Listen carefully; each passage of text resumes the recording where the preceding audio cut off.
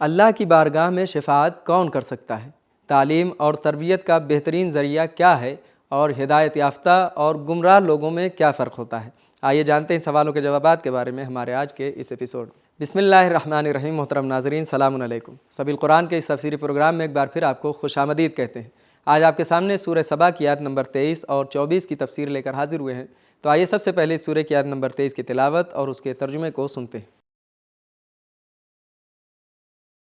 کتاب انزلناه الیک مبارک لیدبروا آیاته ولیتذکر اولو الالباب۔ بسم اللہ الرحمن الرحیم۔ ولا تنفع الشفاعة عنده إلا لمن أذن له حتى إذا فزع عن قلوبهم قالوا ماذا قال ربكم قالوا الحق وهو العلي الكبير۔ اور جس شخص کے لیے وہ اجازت عطا فرمائے اس کے سوا کسی کی سفارش اس کی بارگاہ میں کام نہ آئے گی۔ اس کے دربار کی ہیبت یہاں تک ہے کہ جب شفاعت کا حکم ہوتا ہے تو شفاعت کرنے والے بے ہوش ہو جاتے ہیں، پھر جب ان کے دلوں کی گھبراہٹ دور کر دی جاتی ہے تو پوچھتے ہیں کہ تمہارے پروردگار نے کیا حکم دیا؟ تو مقرب فرشتے کہتے ہیں کہ جو واجبی تھا۔ تلاوت اور ترجمے کو سن لینے کے بعد اب آئیے اس آیت کے نکات کو بھی غور سے سن لیتے ہیں۔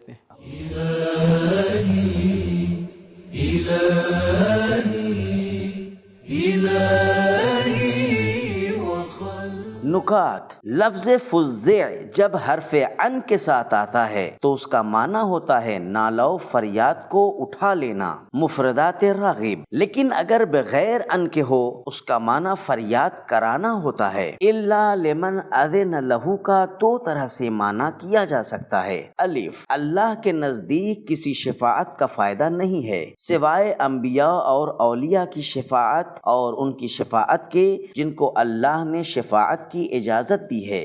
بے، اللہ کے نزدیک شفاعت کا کوئی فائدہ نہیں ہے سوائے ان گناہ گاروں کے لیے جن کی شفاعت کی اجازت اللہ نے اپنے اولیاء کو دی ہے۔ تفسیر اطیب البیان میں اس آیت کا مطلب اس طرح بیان کیا گیا ہے: قیامت میں شفاعت کا کوئی فائدہ نہیں ہے سوائے ان کے جن کو اللہ نے اجازت دی ہو، اور مجرم اس دن ڈرے ہوئے ہوں گے اور فریاد کر رہے ہوں گے، اور جب ان کی آواز بلند ہوگی اور ان کی فریادیں ختم ہو جائیں گی تو فرشتے یا اہل ایمان ان مجرموں سے پوچھیں گے اللہ نے دنیا میں تم سے کیا کہا تھا؟ تو وہ کہیں گے ہم نے سنا نہیں۔ نکات کو سن لینے کے بعد اب آئیے اس آیت میں موجودہ پیغامات کو بھی جان لیتے ہیں۔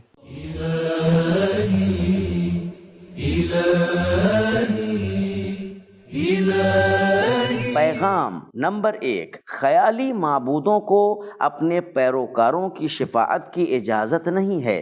نمبر 2، شفاعت کا مطلب یہ نہیں ہے کہ شفاعت کرنے والے اللہ سے زیادہ مہربان ہیں، کیونکہ وہ اللہ ہی ہے جس نے شفاعت کرنے والوں کو شفاعت کرنے کی اجازت دی ہے۔ نمبر 3، شفاعت اللہ کے یقینی اور حتمی ارادے کے مقابلے میں کوئی مستقل کام نہیں ہے بلکہ اللہ کے ارادے ہی کا حصہ ہے۔ نمبر 4، قیامت میں شفاعت کا امکان پایا جاتا ہے لیکن اللہ کی اجازت سے۔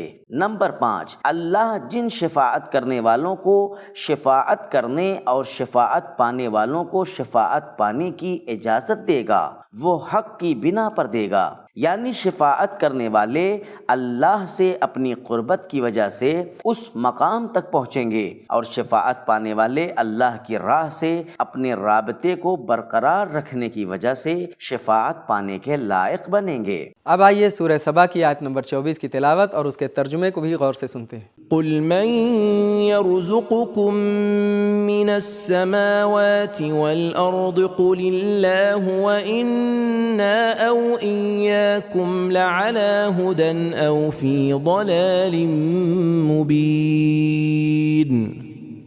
اے रसूल, पूछो तो कि भला तुमको सारे आसमान और जमीन से कौन रोजी देता है? वो क्या कहेंगे? तुम खुद कह दो कि खुदा और मैं, या तुम दोनों में से एक तो जरूर राह रास्त पर है और दूसरा गुमराह या वो सरीही गुमराही में पड़ा है। तिलावत और तर्जुमे को सुन लेने के बाद अब आइए आयत नंबर 24 के पैगामात को भी सुन लेते हैं।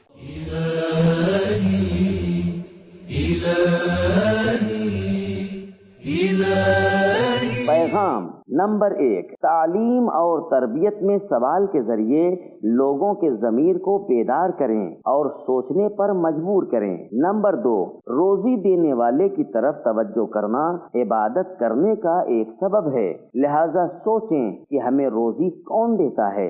नंबर 3, आसमान की रोजी नूर, गर्मी, बारिश, बादल और हवाएं हैं और जमीन की रोजी तमाम तरह के फल और जमीन की बरकतें हैं। नंबर 4, हमारे रिज़्क़ और रोजी में तमाम आसमान असर अंदाज हैं। नंबर 5, लोगों से गुफ्तगू करने और अच्छी बहसें करने में इंसाफ की रियायत करें और बर्दाश्त से काम लें। नंबर 6, हिदायत याफ्ता लोग उन सवारों की तरह हैं जो पहाड़ पर हैं, जिनकी निगाह वसी है अला हुदा, लेकिन गुमराहों की मिसाल उन लोगों की तरह है जो दरिया की गहराइयों में फंस चुके हैं और गुमराह कुन चीज़ों से घिर चुके हैं। तो नाज़रीन किराम, हमने ये जाना कि अल्लाह की बारगाह में शफाअत वही कर सकता है जिसे अल्लाह इजाज़त दे। अल्लाह की इजाज़त के बग़ैर कोई शफाअत नहीं कर सकता। तालीम और तरबियत का बेहतरीन ज़रिया ये है कि सवाल के ज़रिए से लोगों के ज़मीर को बेदार किया जाए। हिदायत याफ्ता इंसान उस सवार की तरह होता है जो पहाड़ के ऊपर है, जिसकी निगाह वसी है, लेकिन गुमराह लोग दरिया में फंसे हुए लोगों की तरह होते हैं जो हर तरफ से गुमराह कुन चीज़ों से घिरे हुए होते हैं। ये थे हमारे सवालों के जवाबात। मिलते हैं अगले एपिसोड में, तब तक के लिए खुदा हाफिज़। सबील कुरान, कुरानी समाज की पहचान।